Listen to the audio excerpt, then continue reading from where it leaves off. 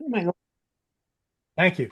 All right, so Well, first Maccabees is sort of centered around the Maccabean revolt. We talked a little bit about that last week. Big. If we think about that intertestamental period, a lot of turmoil, the rise of different groups that kind of took over. Uh, the Promised Land. We have the Greeks. We have the Seleucids. We have uh, lots of different folks, and then eventually the Romans. But there was that period in time where there's this revolt at 167 to 160, which kind of led to a period of time where the Jewish people were kind of free for a while. So the revolt happened second century BCE. We know that Alexander the Great had taken over, and they uh, kind of enjoyed a kind of relative period of calm. They were able to worship as they want and live how they wanted. However, their culture was kind of infiltrated and embedded with Greek culture and thought. But after the death of Alexander the Great, there was five generals that took over periods of or places in the his regions, and one rose up, and it was Seleucus. Okay, and out of that comes King Antiochus Epiphanes, who did not like Jewish people and oppressed them. Did away with Sabbath worship, outlawed circumcision, desecrated the temple, and out of that desecration, um, there was a revolt.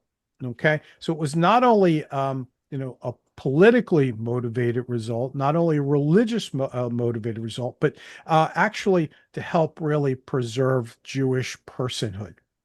Okay, and so we have that happening, and that's where this book comes from.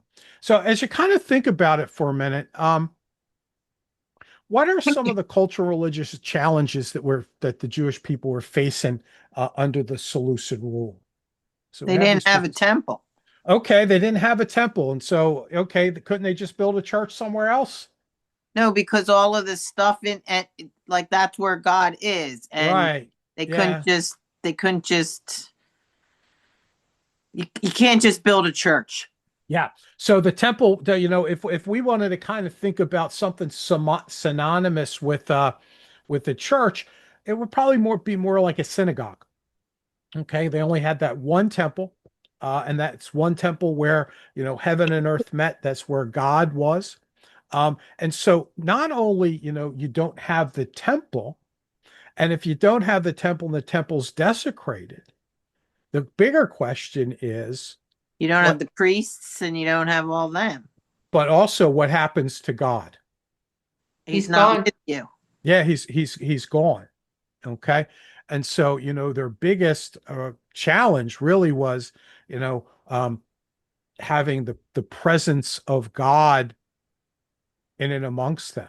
All right. So that becomes super duper big deal. So what we're going to do is we're going to watch the Bible project video overview on the book of Maccabees. So let me know if you can hear it. Thumbs up. The first book of Maccabees. It's the exciting story of a successful rebellion of the Israelites against their Greek and Syrian oppressors that took place in the I don't 160s hear it. BC, also known as the Maccabean Revolt. The book was written by an anonymous Jewish historian sometime after the revolt ended, and its title is a Greek pronunciation of the Hebrew word makevet, which means hammer. This was a nickname of one of the revolt's leaders, Judah the Hammer, or in Greek, Judas Maccabeus. The book was originally written in Hebrew, though it wasn't ever considered part of the Hebrew Bible. I don't hear That's why anything. later Jewish and Protestant Christian traditions don't include. Is it me? Does everybody else hear it? I Yeah. hear it. I hear. All right, Nance, you got to turn up the volume on your iPad. Oh, is that what it is? All I right. can. I can empathize, Nance. it in their Bible. But an old Greek translation was made, and it was widely read and valued in Greek-speaking Judaism and in many communities of the early Jesus movement. That's why First Maccabees is part of the Deuterocanon in Roman Catholic and Orthodox Bibles. The book can be divided into 5 movements. It begins with the rise of oppressive empires in the ancient East who subjugate the Israelites, and then that leads up to the revolt. Then the following 3 movements are focused on 3 leaders of the revolution. First, Judah, then Jonathan, and finally, Simon. Let's dive in and see how it works. The story begins with the famous Macedonian warrior king named Alexander the Great, who took the Mediterranean world by storm. Before his death, he divided his kingdom among his lifelong friends, called in Greek the Diadokoi, which means successors. One of these Diadokoi led to a family called the Seleucids, who ruled over Syria and produced a power-hungry ruler named Antiochus IV, who was bad news. Not only did he seize power over Israel, but he teamed up with certain Israelites that the author calls renegades. These are Jewish people who abandoned Israel's covenant with God and began assimilating into the cultures of the surrounding nations. Antiochus eventually came to Jerusalem himself. He pillaged the temple treasury, and he then decreed that everyone under his rule should abandon their traditional religion and family culture and conform to his.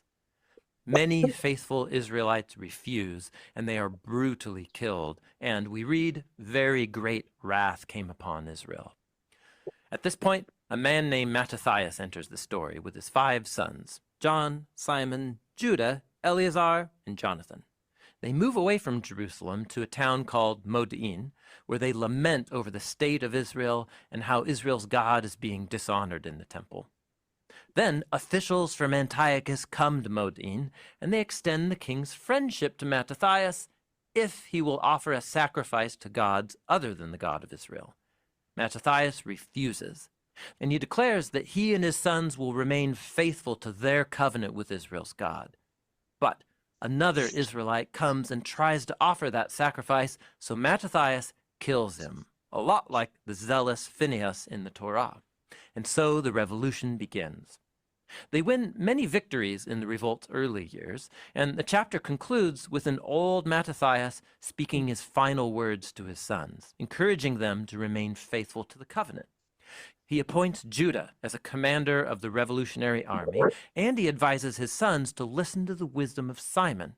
Then Mattathias dies, and all Israel grieves his death. After this, Judah the Hammer takes charge. He's honored with an opening poem where he's described like a lion in battle, a lot like the biblical Judah was in Genesis 49.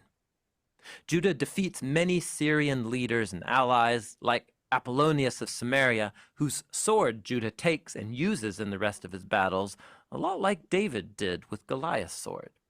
Antiochus is furious when he hears about the revolt's success, so he appoints an official named Lucius to oversee Judea and put down the revolt. But Judah defeats him, and as Lucius's army retreats, Judah takes Israel to Jerusalem, where they capture the city and restore the temple. There, they purify and rededicate the temple, an event celebrated annually ever since, known as Hanukkah, which in Hebrew means dedication. After this come more stories of Judah's victories over Antiochus's armies and over some of Israel's ancient hostile neighbors like Edom and Ammon to the east.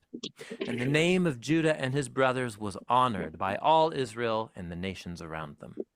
But when Antiochus hears that his power over Israel has been shattered by Judah, he becomes so distraught and sick that he dies. And after a battle of rivals for the throne, Antiochus IV's son, named Antiochus V, seizes power. He recommissions Lucius to defeat Judah's army, leading up to the Battle of Bet Zechariah. Judah's brother Eleazar is killed in the fierce battle by a war elephant, but Judah fights Antiochus V to a standstill. When Antiochus sees that he cannot win, he proposes a peace treaty, and the war is over for now. But then Antiochus V is overthrown by his cousin Demetrius I. And remember those renegade Israelites? They are led by a treacherous Israelite named Alchemist, who goes to Demetrius saying he will ally with him to defeat Judah if he gives him an army and makes Alchemist Israel's new high priest. Demetrius agrees, and so he appoints his friend Bacchides to rule Judea with Alchemist. And he sends bigger and bigger armies until Judah knows he's in trouble. And at the Battle of Mount Azotus, Judah is killed, and all Israel grieves over him. After Judah's death, more Israelite renegades appear, and Bacchides gives them authority over Judea. But the soldiers of Judah go and ask his brother Jonathan to become their new leader.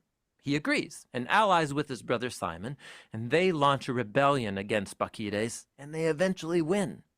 We learn that Alchemist dies a mysterious death when he starts tearing down part of the temple in a renovation project, and Bacchides, seeing that he just can't win against these brothers, gives up, and he brokers a peace treaty.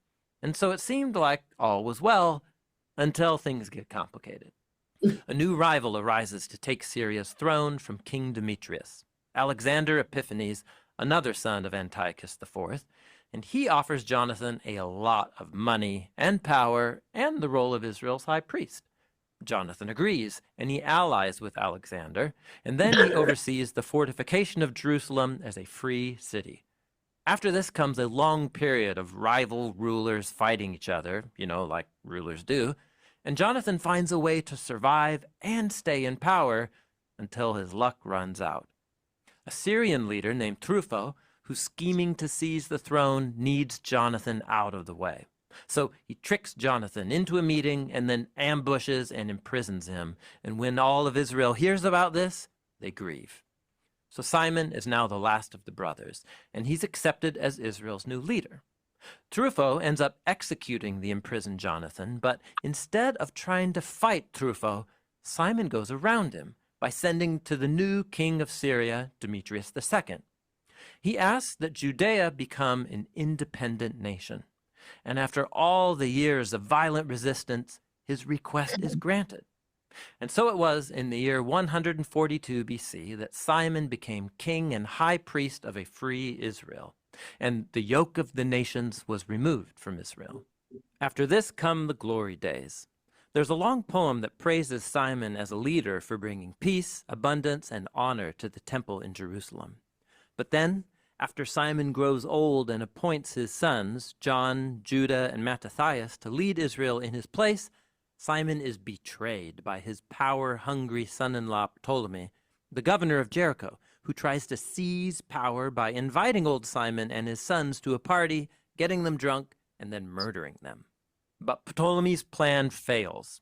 Simon's other son, John Hyrcanus I, finds out about Ptolemy's treachery, and he gets revenge. Then he takes up the role of Israel's leader and the high priesthood. John builds on the freedom gained by his father, and Israel continues on as an independent nation for the next 100 years, until the arrival of a new power, the Roman Empire. This 100-year Israelite kingdom is known as the Hasmonean Kingdom, named after Asmoneus, the great-grandfather of Mattathias, with whom our story began. The book of Maccabees was written by a royal historian in the Hasmonean court to support the claim that God raised up this family to rescue and lead Israel. And while the sons of Mattathias are often compared to Israel's ancient biblical heroes like Joshua or Gideon or David, God is rarely mentioned in 1 Maccabees. Most of the victories are credited to the wisdom and power of Mattathias' sons. And this is different from the battle narratives that highlight God's power to deliver, like the ones you find in the Hebrew Bible or in the parallel account of the revolt in 2 Maccabees. We also know that not all Israelites celebrated the Hasmonean kingdom. The group that produced the famous Dead Sea Scrolls consisted of exiled Israelite priests who thought the Hasmoneans were the renegades leading Israel astray.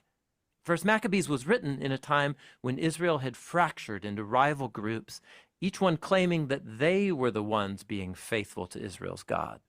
And so First Maccabees is an important witness to the struggle experienced by God's people when they live in violent and unstable times. It can be so hard to know where God is at work and who really acts or speaks for God. The Hasmonean kingdom lasted 100 years before it fell to the Roman Empire. But God's faithful people endured through all of that, waiting for God's kingdom to come on earth as it is in heaven. So First Maccabees reminds us that while human kingdoms come and go, it's only God's kingdom that lasts forever. And that's what the book of First Maccabees is all about. Okay. So as we think about the video, what'd you hear? Anything that kind of struck you? Anything that was interesting? I didn't realize it was that late. I thought this was like back in antiquity. I didn't realize it was like butting up against the Roman Empire.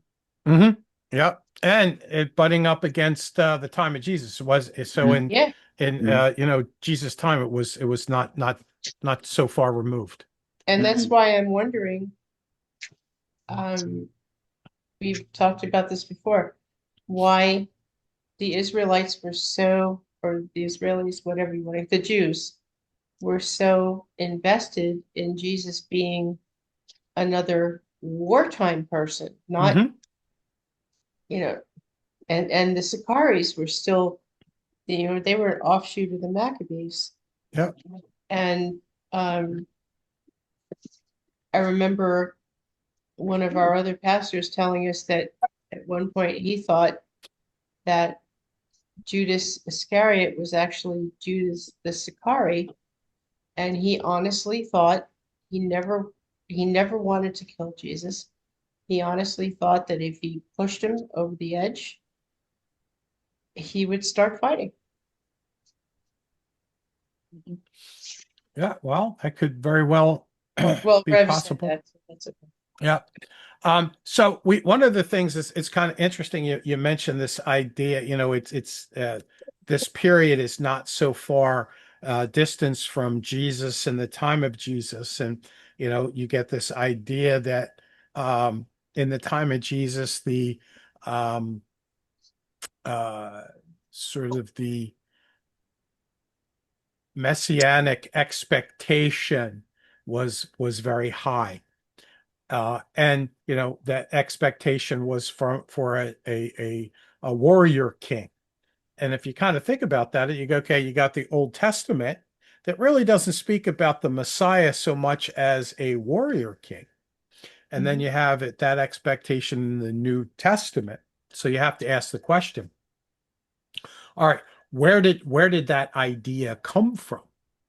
And for a lot of it, it can come from this idea here, looking to see like Judas Maccabeus and his brothers that kind of freed Israel from from as a king. Anything else that struck you as you listen to the video? Can you imagine what would have happened if Jesus had shown up then Shown up. during this? Oh, what do you think about that? It would have been awesome. Okay. Might have been the wrong message, but it would have been awesome. Yeah, yeah. It struck me that sort of to me sounded like a soap opera, to tell you the truth. Same people just fight again, have another child. There, one's faithful, one isn't. God, it just was repeat of the same story. But I have to say, the man doing the thing, when I read the man doing the video versus when I read the thing, I thought that what I read was that they did mention God being faithful for them to have defeated the people that they defeated. Yep, they were faithful. Sure. Others. One of the things that I think was illustrated for me was the sort of the coming together of the political and the high priest into one sort of religious, political person. And in some ways, the position of high priest being um, sold to the highest bidder. Well, also to that effect, even the compromise, Mm-hmm. the fact that they would compromise, Yep. that doesn't seem to be what you had heard all along. There wasn't really negotiations about it, was more like God said, do it this way. And when they did, they were, he shone upon them. And when they didn't, it didn't work. Yep. Yep. Yep. All right. Anyone else? All right. So what we're going to do is we're going to dive a little bit into Maccabees. We're going to look at parts of chapters 1, 2, 3, and 4.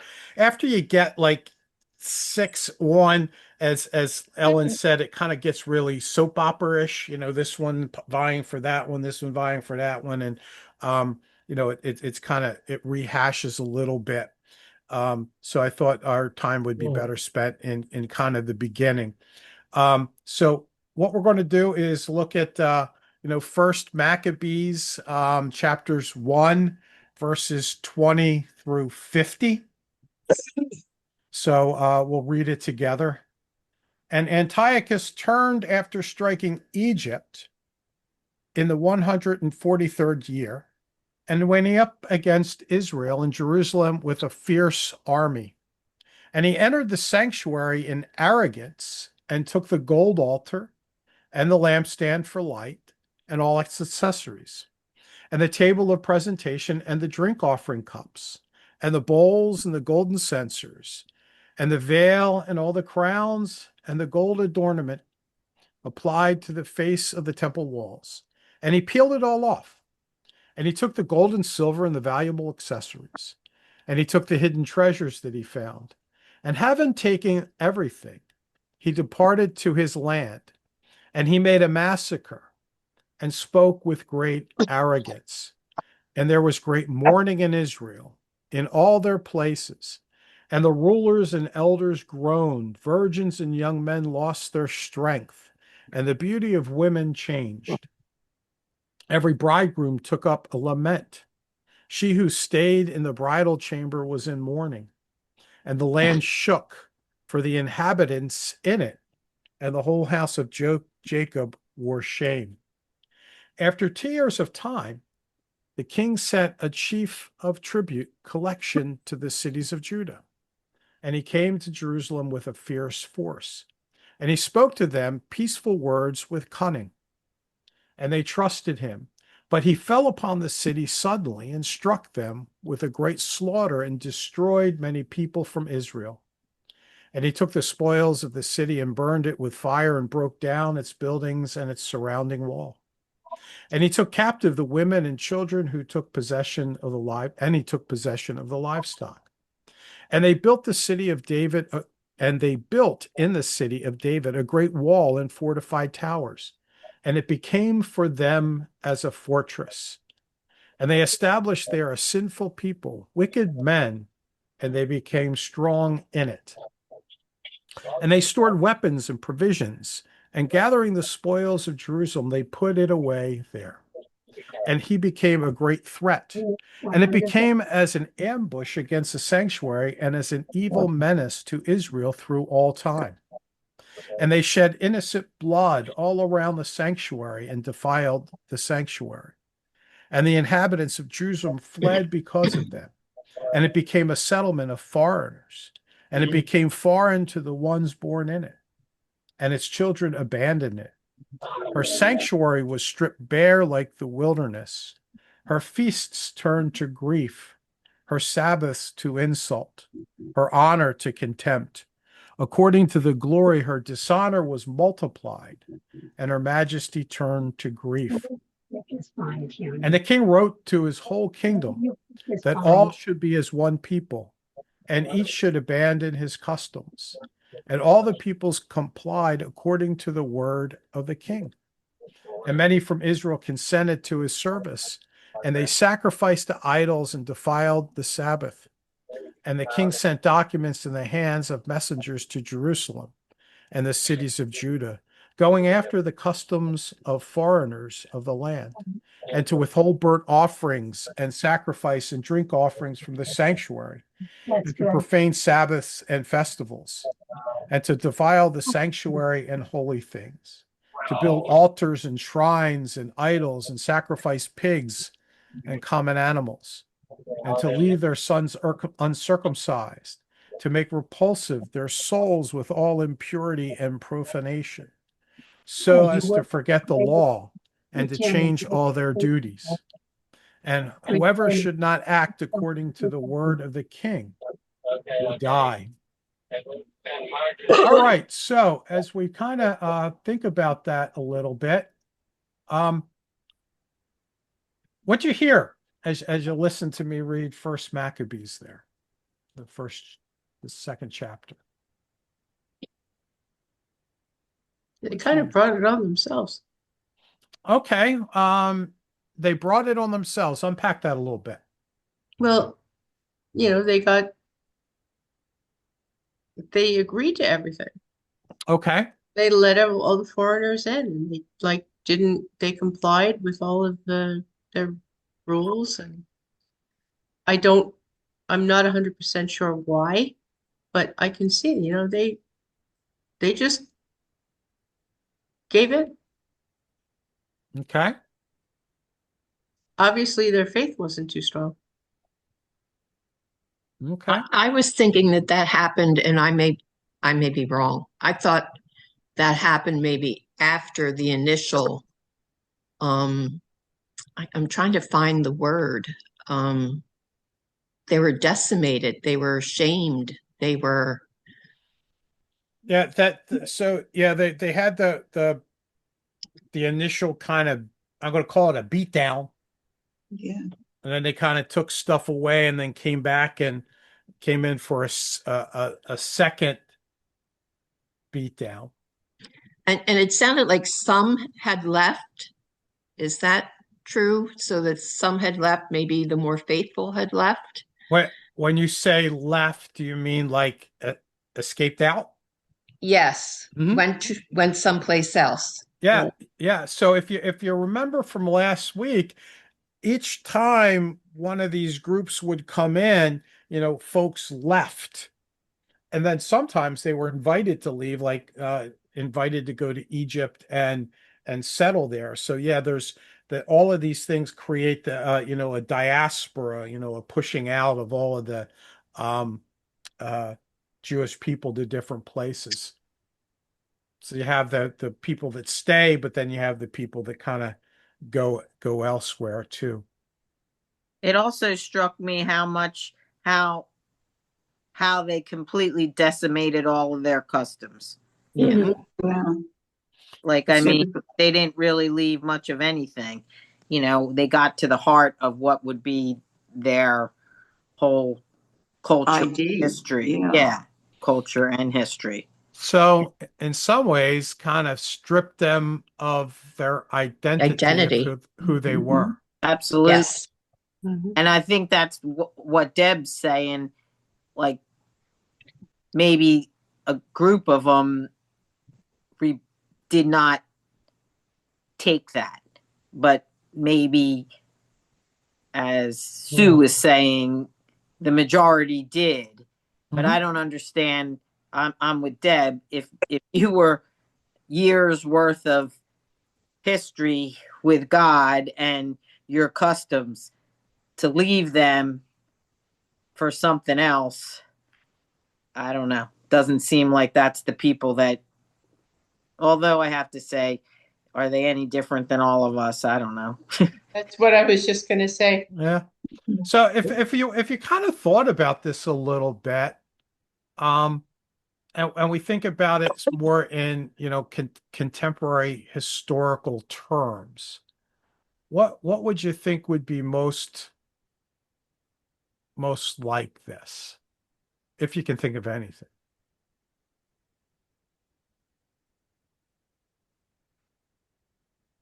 Hitler going into Germany? The Holocaust. That's what I was Mhm. thinking. That's what I was Mhm. thinking. A person and a people that are hell bent on stripping a group of people of their identity and their humanity. What struck me during this whole reading was the Jewish people were supposed to outnumber all the grains of sand on the planet, right? If there's so many Jewish people, how could they fall so easily to basically an outnumbered force? Yeah, that's a good point. But I think, with the promise that there was at the same time, Hold on a I sec. don't know that they outnumbered, I'm doing um, outnumbered the people that around them. If you kind of always look at the numbers that are there, they're always, being outnumbered a bit.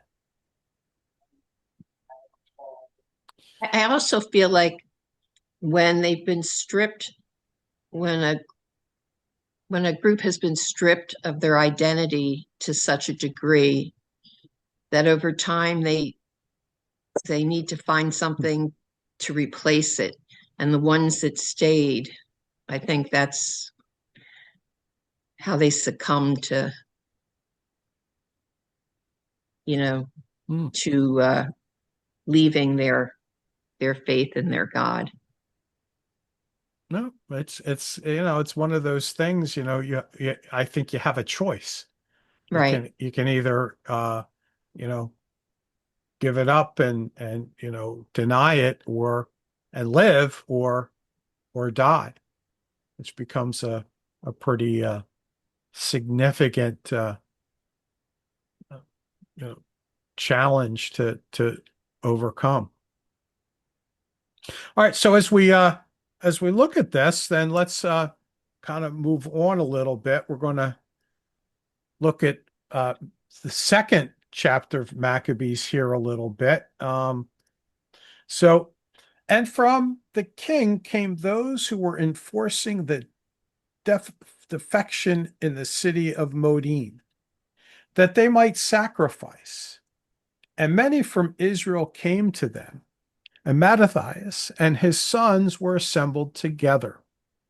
And those from the king responded and said to Mattathias, saying, You are our ruler, and honored and great in this city, and supported with sons and brothers. Now come first and act on the command of the king, as all the nation and rulers of Judah and those remaining in Jerusalem have done. And you and your son's house will be among the friends of the king. And you and your sons will be honored with gold and silver and many gifts. And Mattathias answered and said with a great voice, If all the nations within the house of the king's rule have obeyed him, each departing from the service of their fathers and choosing among his commands, yet I and my sons and my brothers will follow in the covenant of our ancestors. Mercy upon us should we discard law and duties. We will not obey the law of the king to leave our service to the right or to the left. And as he finished speaking these words, a Judean man approached in the sight of everyone to burn incense upon the altar in Modin, according to the command of the king. And Mattathias saw and grew zealous, and his insides trembled, and rage rose from his judgment. And rushing over, he killed him upon the altar. And the man from the king who had forced him to sacrifice, he killed at that moment and tore down the altar. The many who sought righteousness and justice went down into the wilderness to stay there. And they and their sons and their wives and their livestock, because evil pressed hard against them. And it was reported to the men of the king and the forces who were in Jerusalem, the city of David, that men who ignored the king's command had gone down to hiding places in the wilderness. And many ran after them, having overtaken them. They camped opposite of them and were drawn together for war against them on the Sabbath day. And they said to them, enough. Now come out and act according to the word of the king, and you will live. And they said, we will not come out, nor will we follow the word of the king, profaning the Sabbath day. And they rushed against them in attack.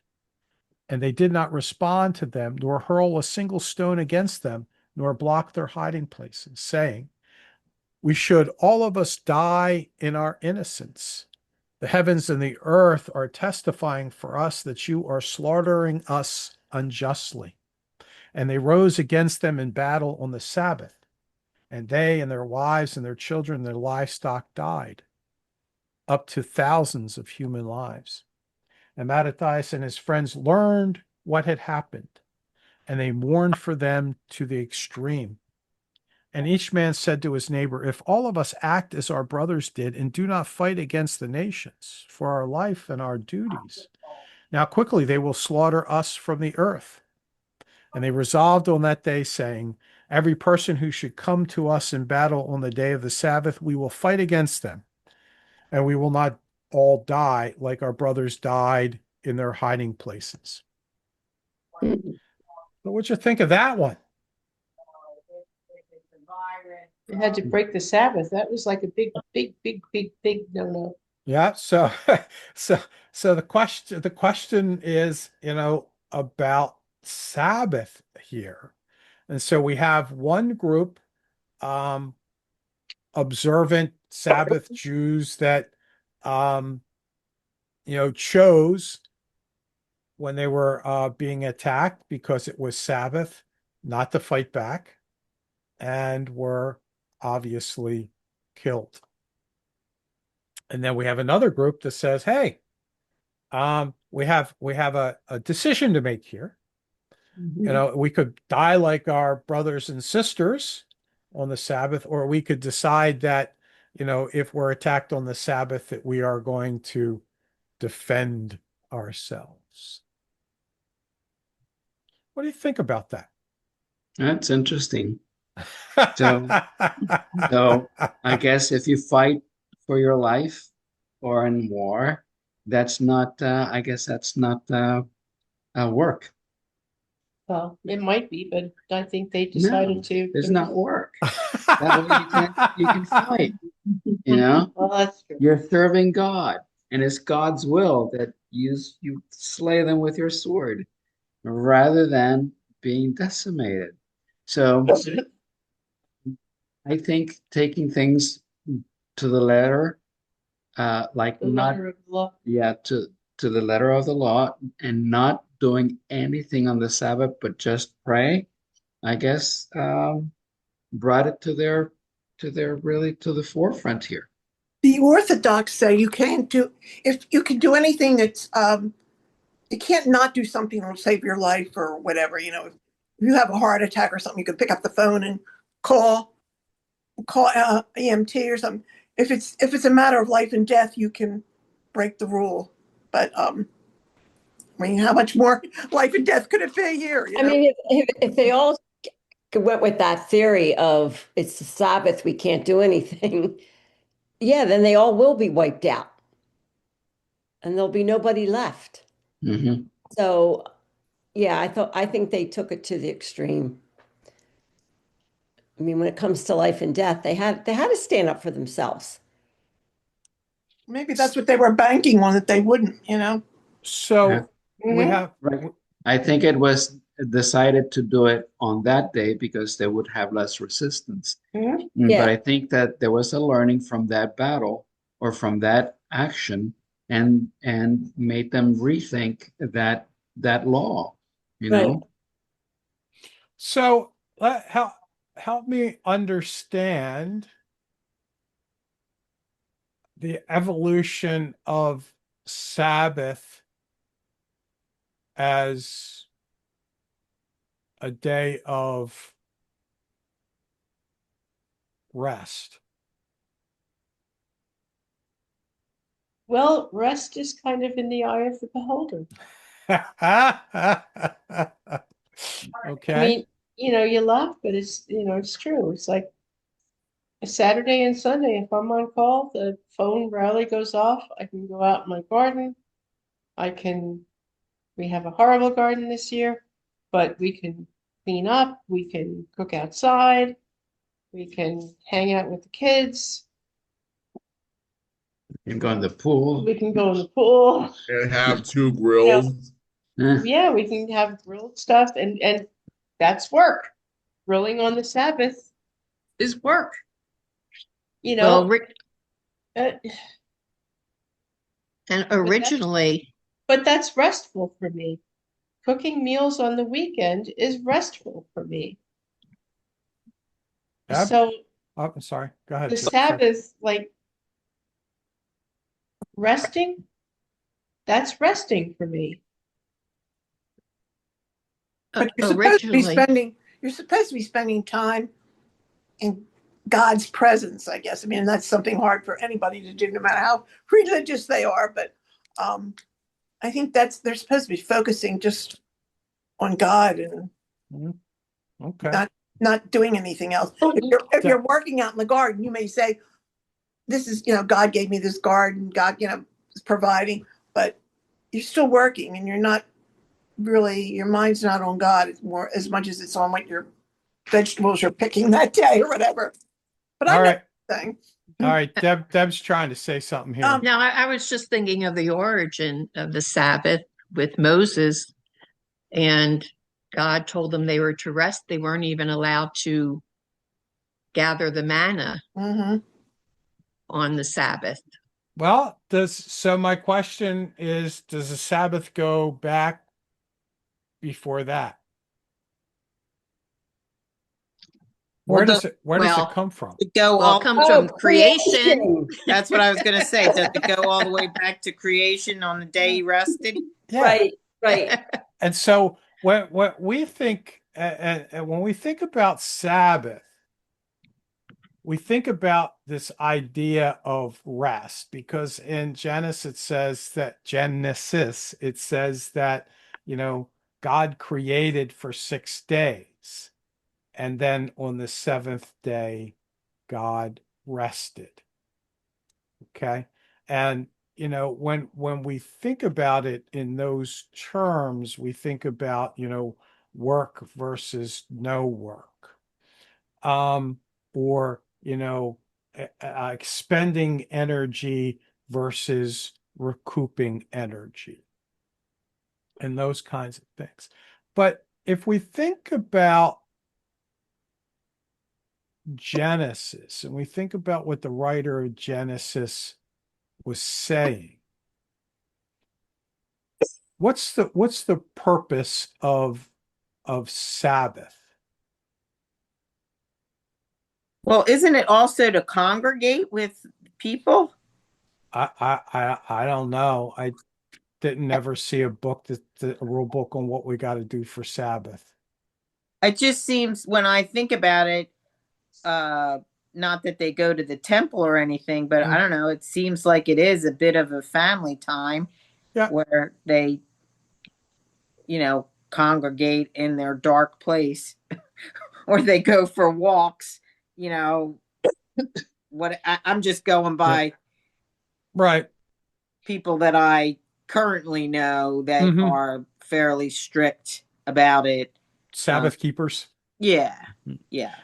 But I think if we go back to the original, it's okay. God created, and it was 6 distinct days. Day 1, the end of day 1, day 2, end of day 2, 3, 4. When you get to the seventh day, does the seventh day ever end? Good question.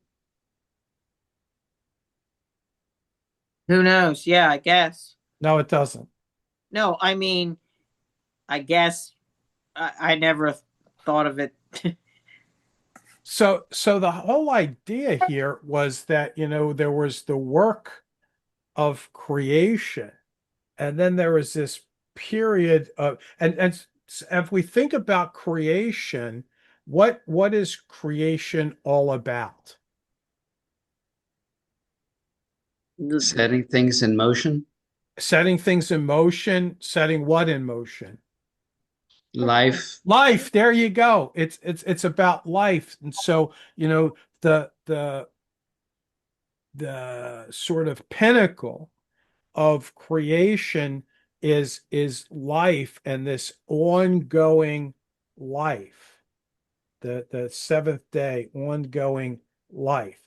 And so if we think about Sabbath in its earliest forms, it's really about celebrating life, so celebrating the culmination of that the creative work. And so when we think about war and we think about those kinds of things, isn't that sort of the antithesis of what we're so supposed to be celebrating in Sabbath? Yes. Yes. Mhm. And so, we could argue fight, no fight, as work, no work, or that kind of thing. But I think another way to kind of look at it, in that standpoint is, the purpose of Sabbath is to celebrate, to embrace, life. And that Not includes self-defense. That includes self-defense.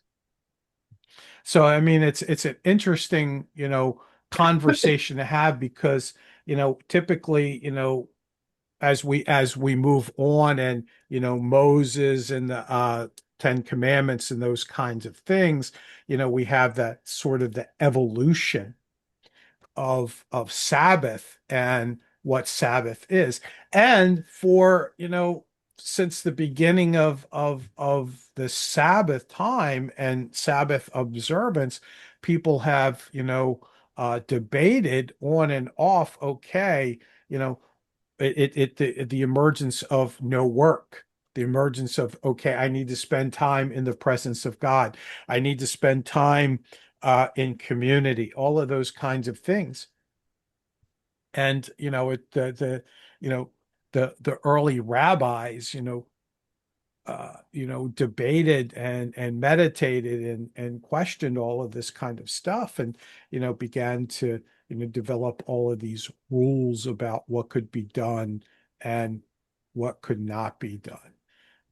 And I think, in its simplest terms, if we're going to celebrate Sabbath, kind of what are those things that celebrate life and are life-giving?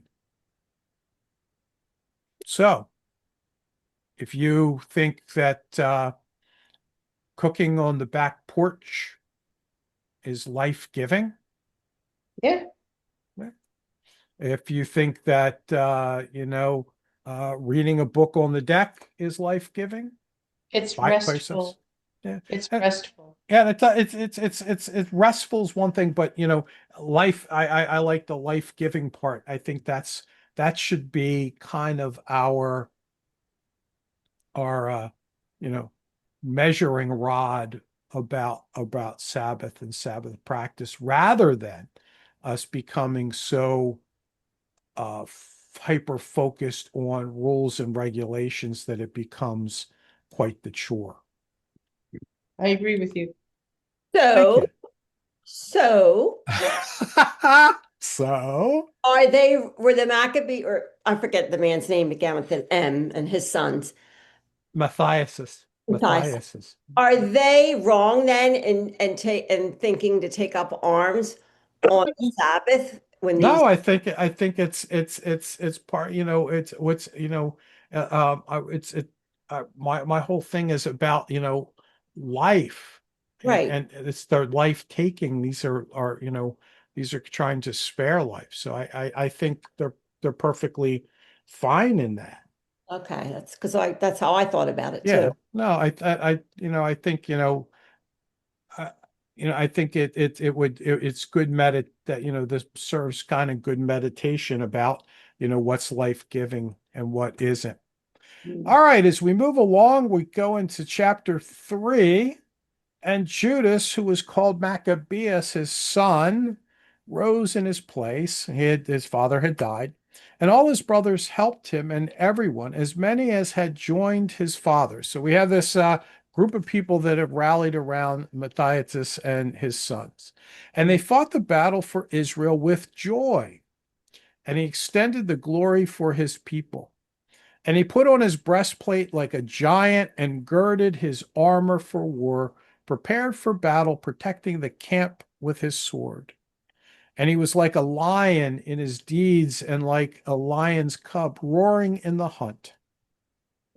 And he pursued, searching out the lawless and those who troubled his people. He burned. And the lawless cowered in fear of him, and all doers of evil were confounded. And the deliverance prospered in his hand. And he provoked many kings and made Jacob cheerful by his deeds. And until eternity, his memory will be blessed. And he passed through among the cities of Judah and destroyed the ungodly in them and turned back wrath from Israel. And he was known as far as the farthest part of the land. And he gathered together those who were being killed. And Apollonius gathered together the nations in a great force from Samaria to fight against Israel. And Judas found this out, and went out to meet them and struck and killed him. And many casualties fell, and those who remained fled. And they took their vessels, and Judas took the sword of Apollonius, and it was in battle with him all his days. And Judas and his brothers saw that their trouble had increased, and the forces were encamping within their borders. And they learned about the words of the kingdom that he ordered in order to prepare the people for their destruction and end. And they said each to their neighbor, "We must raise up the ruin of our people and the holy place." And the congregation gathered to be ready for battle and to pray and ask for mercy and compassion. And Jerusalem was uninhabited like a wilderness. And they fasted on that day and put on sackcloth and ashes on their heads and tore their robes. And they opened the document of the law concerning which the nations consulted the images of their idols. And they brought the robes of the priesthood and the first fruits and the tithes and gathered the Nazarites who had completed their days. And they cried out with their voices to heaven, saying, "What will we do with these? And where will it lead? And where will we lead them? And your holy place has been trampled and is profaned, and your priests are in grief and humiliation. And look, the nations have gathered against us to destroy us. You know what they are planning against us. How will we be able to stand against their face if you do not help us?" And they surrounded the trumpets and shouted out with a great voice. And after this, Judas appointed leaders over the people, commanders of 1,000 and commanders of 100, and commanders of 50 and commanders of 10. And he told those who were building homes or engaged to women or planting vineyards or were cowardly to return, each to his home according to the law. And the company departed, and they camped down south of Emmaus. And Judas said, "Arm yourselves." And so if we kind of look at what's happening here, what do we have happening? So we have Judas and his brothers that are fighting back, right? So if you look at this map on the left, these are all the different battles of Simon, John, Hyrcanus, and the folks. And if you look at the map on the right, they started with that little orangish spot. And what happens as you look at the colors? Because all of that colored area becomes the expansion of Israel over the course of time. So what's beginning to happen? Establishing in modern day Israel. Yeah, yeah, and if we think about it, we go back to the place was relegated what to this area and this area. We had the kingdom in the north, the kingdom in the south, but what was the original promised land like? It was all of this. So in some ways, at those battles, expanding it out to kind of you know reinstitute the promised land that that God had promised. Mark, you were talking about the sands, the grains of sand and the land. So it looks like they're coming out. So as we look at this section, did anything in particular strike you as we listened here? This isn't a major thing, but about putting a leader over the thousands and the hundreds and the 10 took me back to Exodus. Okay. Took you back to Exodus. Good. Anything else? What struck me was verse 45, and Jerusalem was uninhabited Yeah. like Yeah. the wilderness. Yeah. So as you think about that, so just like we have hyperlinks and Old Testament, this is Old Testament like literature. So, and based around the Hebrew Bible, what are some of the hyperlinks? When they're in the desert, And what happens in the desert? they are sent out to the desert, and they're not in their promised land anymore, and Moses is leading them, and they complain and they don't have anything, and God provides manna. Right. Well, God provides manna, and as they journey through the desert, what happens? They're finding water, and he's taking Finding care of water, them, and they end up at follow a cloud, and they end up at Sinai. right. And so, and it's as they go through the desert, it's almost like they're going back into the promised land. Right. Back, it's just like it is there. And so we get those, those inklings of maybe almost a new birth or a re-exile of the people, and sort of a birthing of a new nation of Israel. I think getting away from, we say, the spiritual thing of this, going through all that desert, they were able to map out and think of how long it took us to map out this country. They were able to map out where all the oases were, where all the wells were, where all the good places for farming and cattle were, where the good places were to, even if it was caves, to kind of start building. It was almost like that might have been, I mean, yeah, they had to wander because they misbehaved. I get it. But what did they find in the meantime? It was practical also. Yeah. Mhm. Yeah. It's not always just theological. There's practical stuff that goes on too.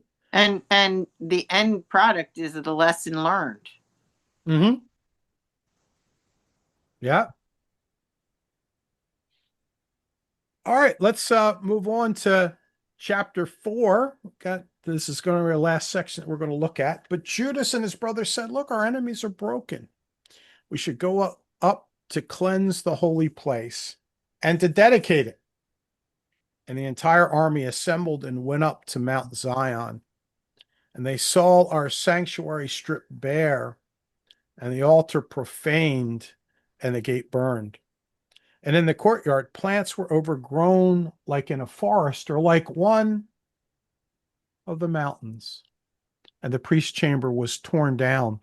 And they tore their robes and mourned with great lamentation and covered themselves with ashes upon their head.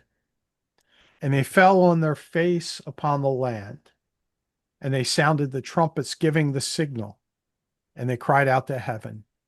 Then Judas ordered men to fight against those in the citadel until he had cleansed the holy place. So he selected priests who were blameless, eager for the law, and they cleansed the holy place and removed the stones that defiled it to an unclean place.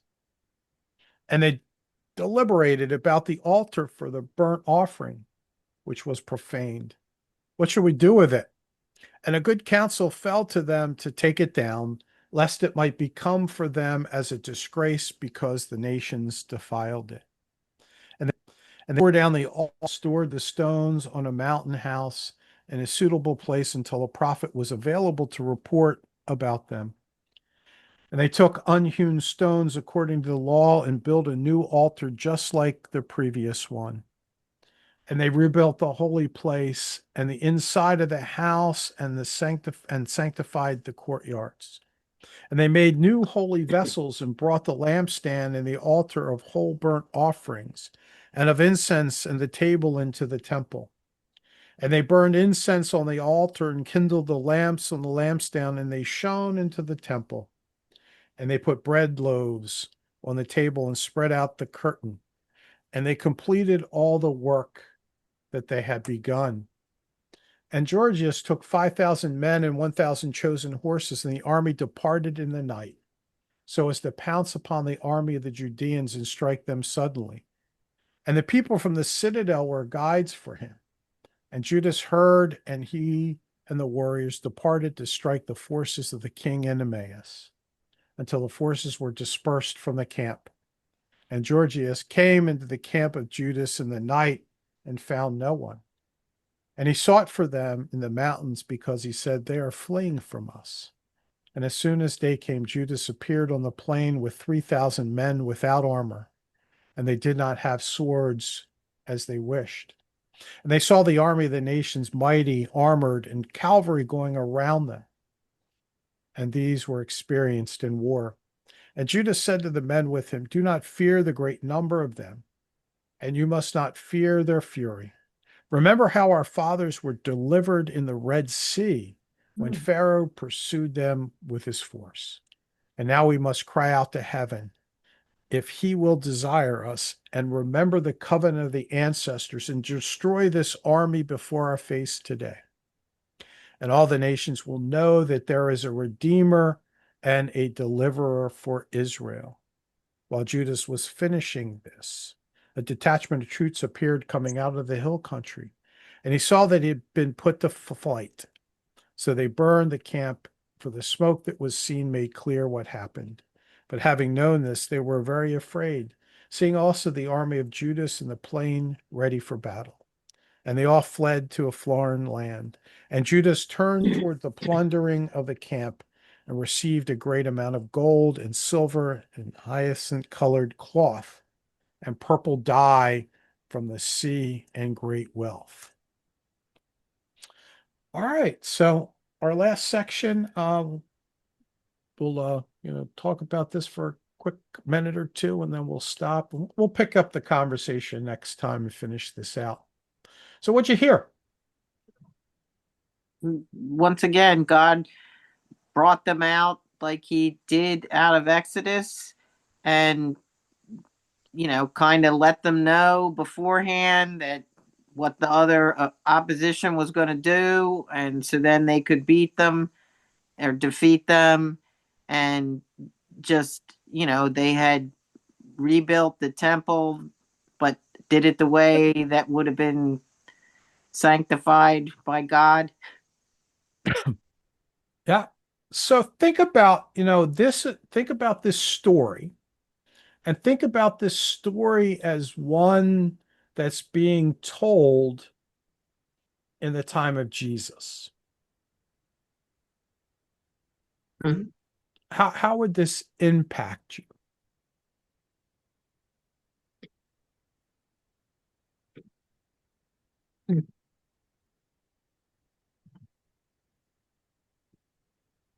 Would it give you hope? Mhm.